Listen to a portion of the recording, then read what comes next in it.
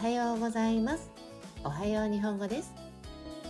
この前の日曜日の朝、目が覚めたら汗をかいていて、すごく喉が渇いていました。いつもエアコンのタイマーを4時間で切れるようにしているので、夜中から朝にかけてはエアコンが止まるんです。少しお水を飲んでから、いつもの通りウォーキングに出かけました。歩き始めたらなんだかフラフラしていました。体がまだ起きてないのかなと思いながら、いつものコースを歩いて帰ってきました。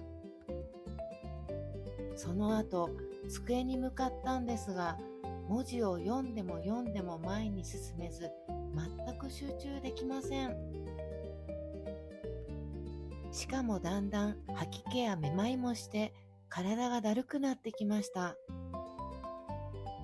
思い返してみると、10年ぐらい前に熱中症にかかった時と同じ感覚だったので、これはすぐに横になって休んだ方がいいと思い、麦茶を飲んで寝ました。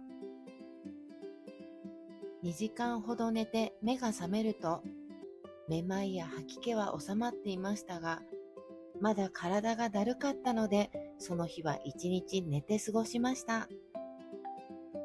自分では大丈夫と思っていても、熱中症はこんな風に突然やってくるんですね。